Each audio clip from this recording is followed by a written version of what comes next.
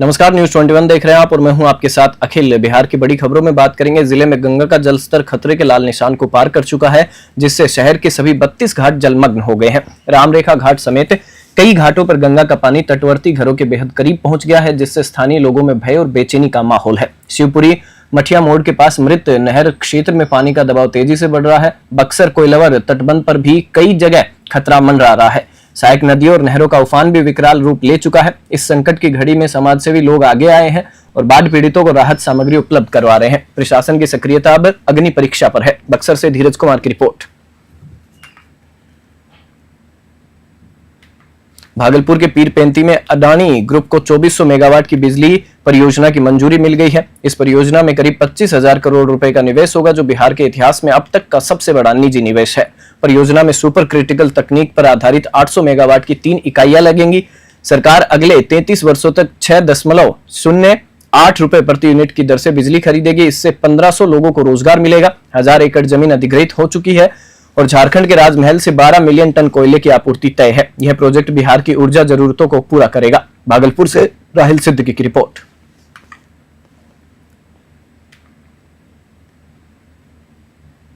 भागलपुर के पीरपैंती में अडानी ग्रुप ने 25,000 करोड़ की लागत से सोलर प्लांट को टेक ओवर कर लिया है। यहाँ पर जैसे ही अडानी ग्रुप की ये चीजें सामने आई आम लोगों के बीच में, तो पीरपैंती वासियों में खुशी का माहौल है। हालांकि पक्ष और विपक्ष हर जगह होता है, तो यहाँ पर हमारे साथ मौजूद कुछ पक्ष के भी लोग हैं, कुछ विपक्ष के भी लोग हैं। और रोजगार सृजन की बात करें तो हर कोई उत्साहित है, हर कोई प्रसन्न है कि इस बात को लेकर कि अडानी ग्रुप ने अगर टेक ओवर किया है तो रोजगार का सृजन होगा। हालांकि सोलर प्लांट कितना सफल है ये तो आने वाला समय बताएगा, लेकिन अभी हमारे पास जो लोग हैं उनसे हम सीधी बात करते हैं कि अडानी ग्रुप की ओर से ये जो शुरुआत होने जा रही है सोलर प्लांट, ये पावर प्लांट, तो इसको लेकर क्या लोगों में क्या रिएक्शंस हैं और क्या सोचते हैं लोग इसके बारे में, आइए हम जानते हैं उनसे। हाँ, बताइए कि जो सोलर पावर प्लांट यहाँ पर शुरुआत होने जा रहा है उसको लेकर क्या कहेंगे आप, सरकार और विपक्ष के नजरिए से? तो पीरपैंती के लिए बहुत गर्व की बात है कि एक पावर प्लांट यहाँ पर स्थापित हो रहा है।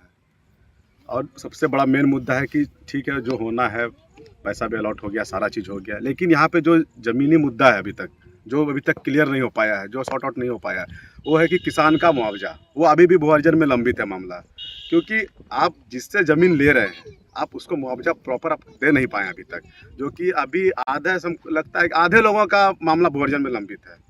तो इस पे सरकार का कोई ध्यान ही नहीं है। वो अपना बाय फोर्स बाउंड्री का काम किया, अब हो सकता है प्लांट का काम भी चालू हो जाए। तो हम चाहते हैं पहले भाई उनका आप मामला क्लियर कीजिए, जो भी है उनका मामला उनको ख़त्म कीजिए आप क्लियर करके। एक लोगों को एक तरह का राशि नहीं दिया गया, पहला बात। किसी को एक ज़मीन के लिए 10 लाख रुपया बीघा दिया गया, किसी को सेम ज़मीन के लिए 15 लाख बीघा दिया गया। तो भाई ऐसा पार्शलिटी क्यों किया गया? आपको एक राशि देना चाहिए था सभी लोगों के लिए समांतर एकदम। इसमें कोई दोष नहीं होना चाहिए था कि इस जमीन के लिए हम, विवाद का जड़ ही वही हुआ कि आप किसी को एक अलग राशि दे रहे हैं, किसी को उसका आप दोगुना दे रहे हैं, तो वो चीज़ नहीं होना चाहिए था। आज जो भी मामला लंबित है, आप जो भी किसान का मामला है, सभी किसान भाइयों का ही ज़मीन गया है, चाहे वो आम का हो, चाहे वो खेत का ज़मीन हो, खेती का हो। खास तौर पर पीरपैंती तो आम से प्रसिद्ध है, आप जानते ही हैं। तो जो भी आम का किसान थे, अब वो करेंगे क्या? अब तो प्रॉपर उसको मुआवजा भी नहीं दे पाए अभी तक।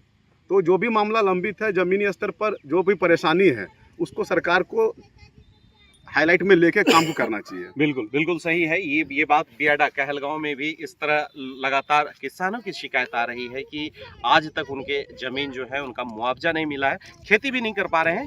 और वही स्थिति अब पीरपैंती में देखने को मिल रही है। बहुत सारे किसान हैं जिनको अब तक मुआवजा नहीं मिला है, जिसके कारण उनकी माली हालत सही नहीं चल रही है। आइए हम और अन्य लोगों से बात करते हैं। क्या रोजगार सृजन को लेकर क्या कहेंगे? पीरपैंती में जो पावर सोलर प्लांट का आगाज होने जा रहा है उसको लेकर आप क्या कहेंगे? देखिए, निश्चित रूप से रोजगार का सृजन होगा और स्थानीय लोगों को रोजगार मिलेगा ही मिलेगा, इसमें कोई दो मत नहीं है। और बड़ी संख्या में लोगों को यहाँ पे नियोजित किया जाएगा। बहुत सारे काम होंगे जिसमें कि स्थानीय लोगों की ज़रूरत पड़ेगी। मजदूर जैसे हैं तो बाहर से मजदूर लाना महंगा होगा, तो मजबूरी कहिए या वो निश्चिंता कहिए कि यहाँ के लोग को रोज़गार मिलेगा ही मिलेगा। और उसके बाद बहुत सारी चीज़ें हैं जिसमें तकनीकी दक्ष युवाओं की आवश्यकता पड़ेगी। तो तकनीकी दक्ष युवाओं की यहाँ कमी नहीं है, क्योंकि यहाँ घनी आबादी है। पीरपैंती जिले का सबसे बड़ा प्रखंड है, 29 पंचायत है। हालांकि अब एक नगर पंचायत हो चुका, 28 पंचायत है, तो बड़ी आबादी है और यहाँ जितनी डिमांड होगी मैन पावर की वो पीरपैंती देने में सक्षम है। तो जो यहाँ जो लोग हैं वो पूरी तरह से उत्साहित हैं इस बात को लेकर, और ये भी कह रहे हैं लगातार कि जो यहाँ के लोग हैं उनको अब रोजगार मिलेगा। हालांकि किसान अभी भी नाराज इस बात को लेकर हैं कि उन्हें उचित मुआवजा अब तक नहीं मिला है। देखना होगा पूरे मामले को लेकर राज्य सरकार और अडानी ग्रुप कब तक किसानों को राहत दे पाती है और मुआवजा मिल पाता है, जिससे किसानों को भी राहत मिले और पीरपैंती वासियों को भी एक अच्छी चीजें मिल सके। आलोक वर्मा, न्यूज़ 21, भागलपुर, पीरपैंती।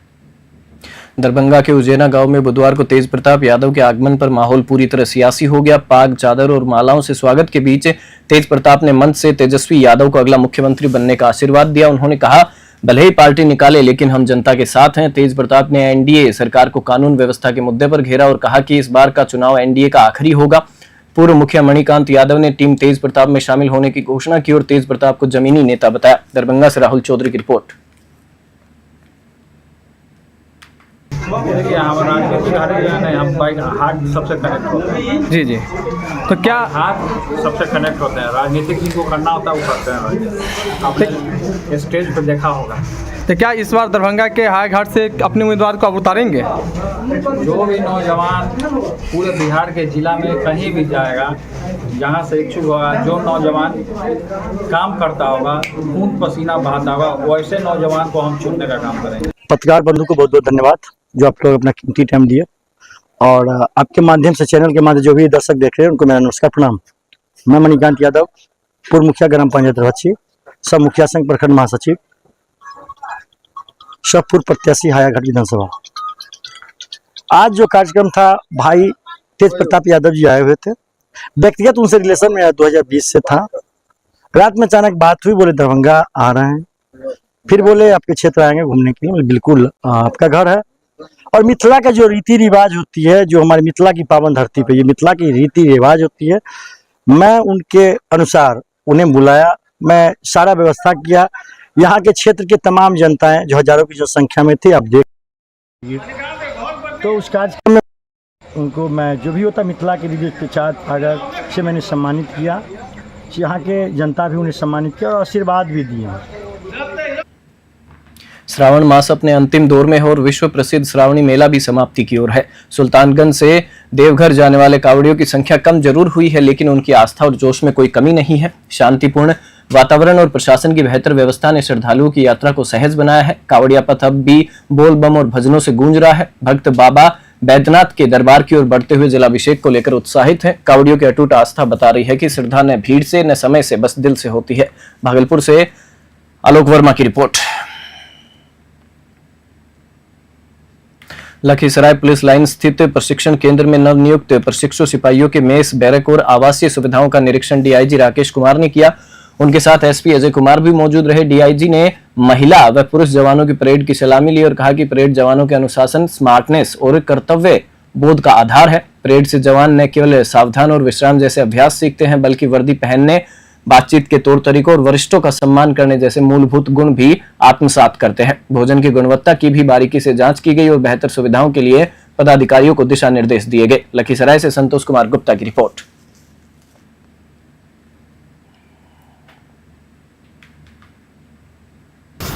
यहाँ लखीसराय पुलिस लाइन में जो हम लोग के नए प्रशिक्षु ने योगदान दिया है विभिन्न जिलों में, उनका प्रशिक्षण चल रहा है।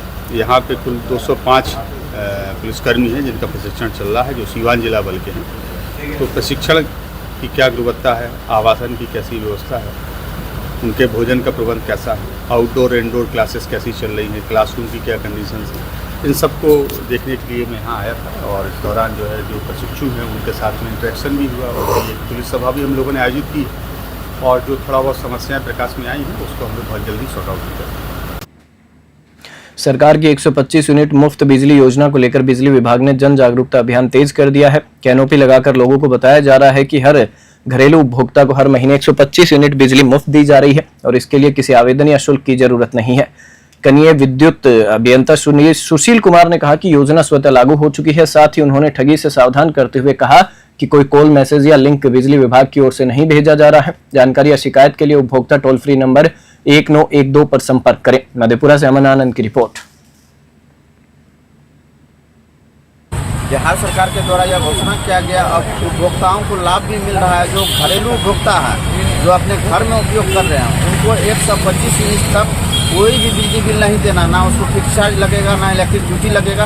यानी 125 यूनिट तक का पूरे बिजली माफ है। 125 से अगर वो ज़्यादा जलाते हैं तो उनको रेस्ट 125 के बाद जो यूनिट होगा उनका पैसा लगेगा। और सरकार के द्वारा है, जो कभी बिलिंग में 30 दिन से ज़्यादा बिलिंग करता है तो भी उसको क्या होगा, 30 दिन का एवरेज निकाल। बुलेटिन में फिलहाल इतना ही। आप देखते रहिए News 21।